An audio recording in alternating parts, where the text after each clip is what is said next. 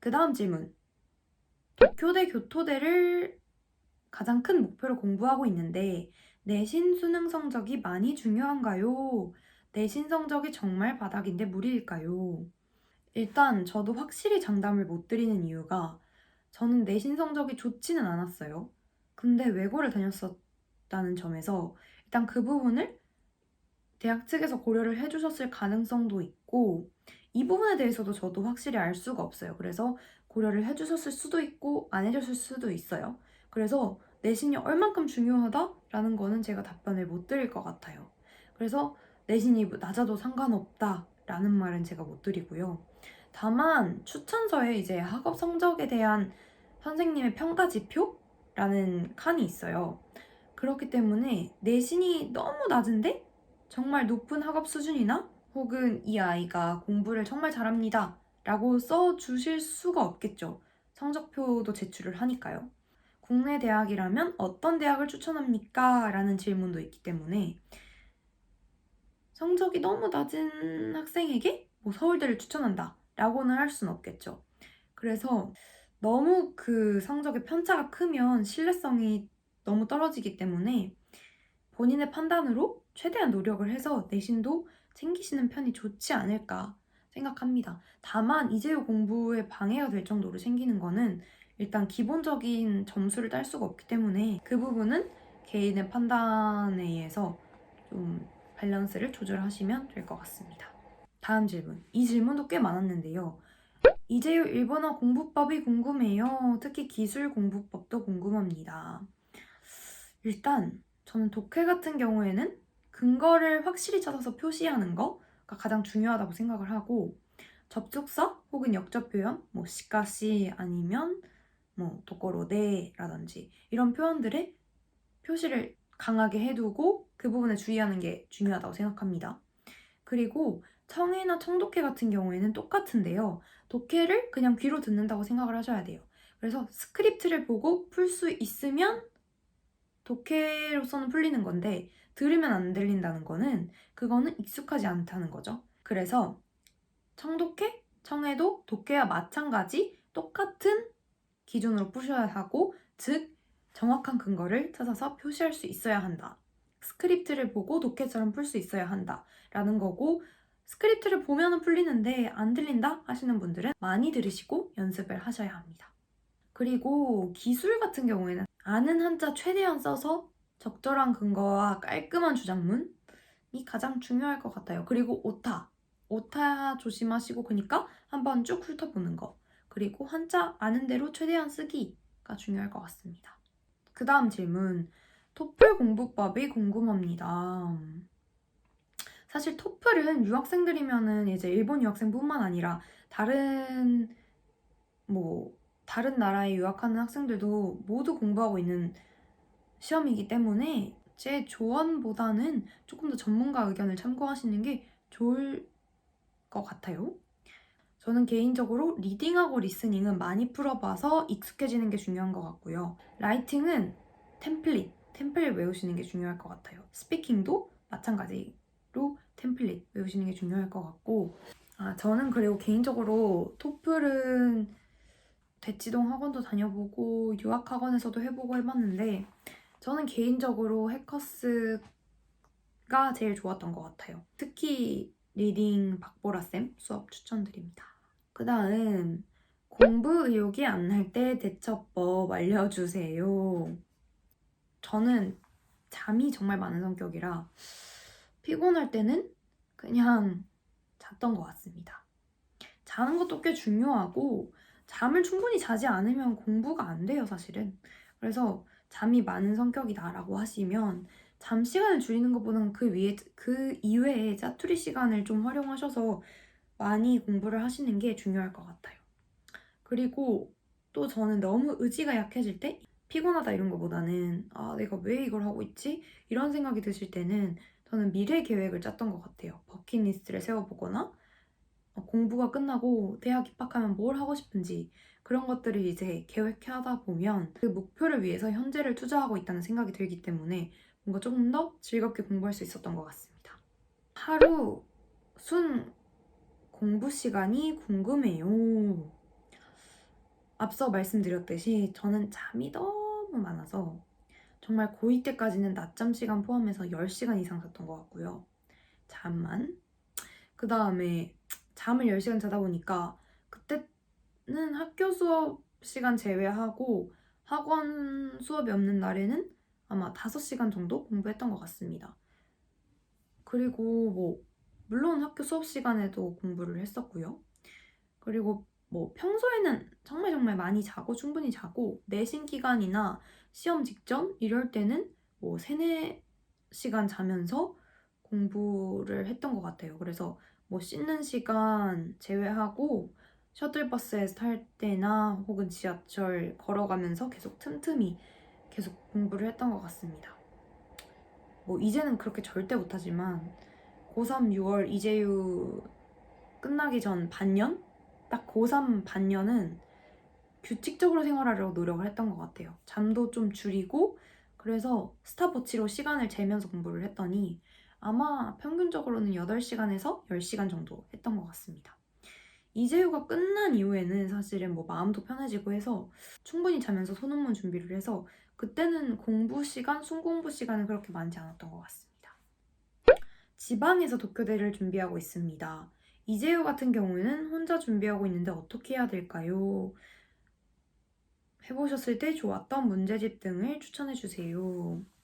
솔직히 말씀드리면 저는 학원을 통해서 공부를 한 입장이라 독학하시는 분들께 조언을 제가 드릴 수 있을지는 잘 모르겠어요. 다만 시중에 정말 이재유 교재가 많이 없는 건 사실이죠.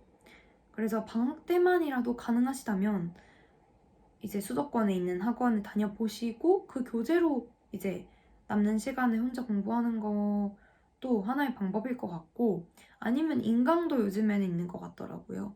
그래서 인강 통해서 공부하는 방법도 있을 것 같습니다. 수학 같은 경우에는 근데 괜찮은 게 차트식, 일본에서 나온 차트식이라는 문제집이 있어요. 그 문제집 푸시면 그냥 이제 문제랑 거의 똑같다고 생각하시면 될 것 같아요. 그래서 저도 차트식은 풀었습니다. 차트식만으로도 수학은 커버 가능하실 것 같아요. 그리고 일본어 같은 경우에는 시중에 기출문제집이 팔아요. 그래서 그거 사셔서 공부하시면 될 것 같아요. 다만 좀 종과 같은 경우가 조금 까다로워서 범위 이런 게 시중에 나와 있는 사회나 한국 교과 과정이랑 조금 다른 부분이 있어서 그 부분은 조금 학원의 도움을 빌리시거나 혹은 정 안 되신다 하시면 인강 들으시면 좋을 것 같습니다. 다음 질문.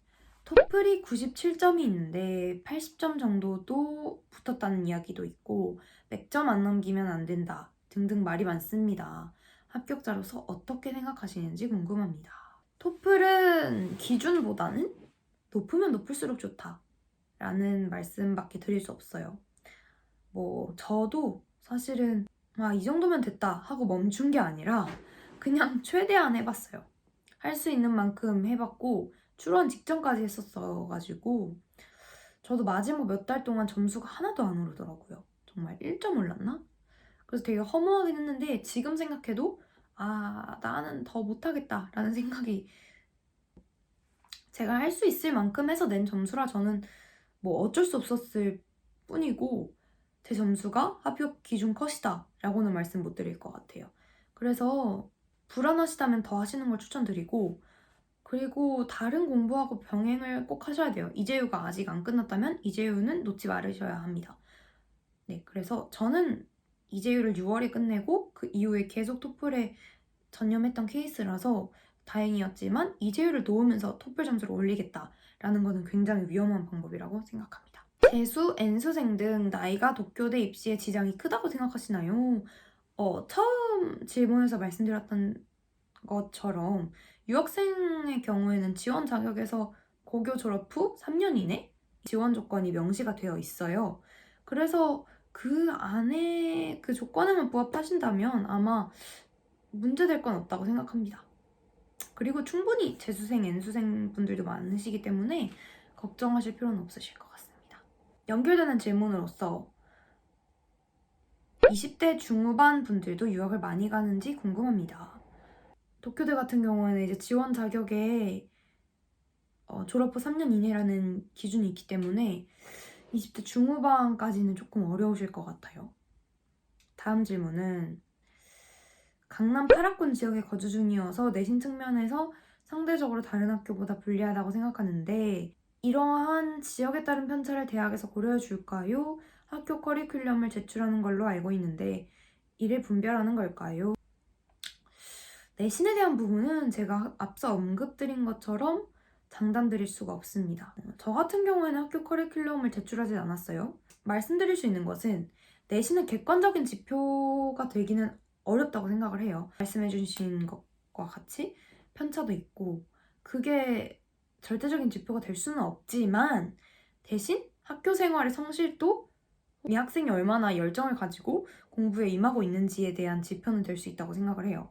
그래서 아예 무시할 수는 없을 것 같고 추천서에서 선생님이 잘 설명을 해주시면 조금은 커버가 될 수 있을 것 같은데 너무 전체적인 틀을 무시할 수는 없겠죠. 다음 질문.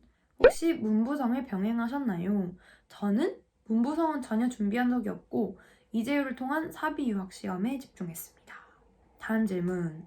추천서를 받아서 낼 때 영어 또는 일본어로 제출하는 것으로 알고 있는데 이는 선생님께 받은 한국어 추천서를 직접 번역해야 하는 건가요? 추천서는 선생님이 영어, 일본어로 써주시는 게 가장 간단해요. 그래서 일본어 선생님이 계시다면 일본어 선생님께 부탁하시는 게 가장 좋고 혹은 안 계시다면 영어 선생님께 부탁해서 영어로 작성한 추천서를 제출하는 게 좋을 것 같습니다. 다만 그게 정 어려우시다면 대사관에서 번역 공증을 받아야 되는 걸로 알고 있습니다. 다음 질문. 문과 2류나 3류를 희망하고 있는데 1, 2학년 때 기본교육, 즉 교양과정 수업을 받고 3, 4학년 때 바꾸는 것이 원활하게 진행될 수 있었나요? 이 질문에 대한 답변으로서는 이제 도쿄대 인터뷰 내용을 보시면 아실 수 있을 텐데 도쿄대 커리큘럼은 1, 2학년 때는 교양과정을 거치고 즉 교양학부에 속해서 소속 과류의 특성에 맞는 수업을 받게 돼요. 그래서 3, 4학년 때부터 전공을 들어간다고는 하지만 1, 2학년 때 아예 관련 없는 과목을 하는 게 아니고 예를 들어서 뭐 법학부다 이렇게 되어 있으면 문과 1류에 속해서 법학에 관한 수업을 꽤 많이 듣습니다. 그 수업을 듣고 나서 3, 4학년 때 이제 법학부 들어가서 법학에 관한 수업만 듣게 되는 거죠. 그래서 내용이 깊어지는 것일 뿐 내용이 갑자기 바뀌는 것이 아닙니다. 그리고 가끔 가다가 이과에 대한 질문도 있었는데요. 제가 이과가 아니다 보니까 이재유 이과에 대해서는 잘 모르는 부분이고 또 도쿄대 같은 경우에는 사비 이과생들이 거의 없는 것 같아요. 제 주변에서 아직 본 적이 없어서 만약에 기회가 된다면 영상 제작해 보긴 하겠는데 당장은 제가 답변을 드리기가 어려울 것 같습니다. 생활하시면서 겪고 있는 고충에 대해 알고 싶습니다. 도쿄대학은 사비보다 국비 전형을 많이 간다고 하는데 사비 전형으로 가신 이유가 있을까요? 늦은 나이에 일본 유학을 도전하는 학생입니다. 동경대는 외국인 유학 시험으로는 나이 제한이 있고 그쵸?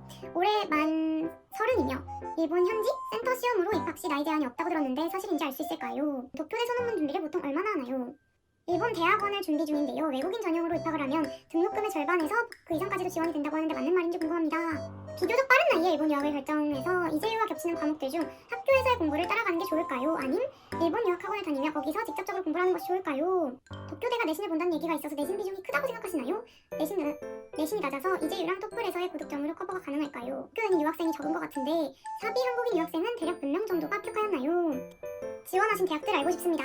이번 유학생들은 다리 건너면 다 아는 사이라던데 사실인가요? 국립은 더 심하다던데 한국에서 일본 갈 때 가져가야 할 것. 일본 대학에서는 수업 중에 무슨 일이 있어도 나서지 않는 게 좋다고 하는데 나서면 일본인들이 많이 싫어할까요?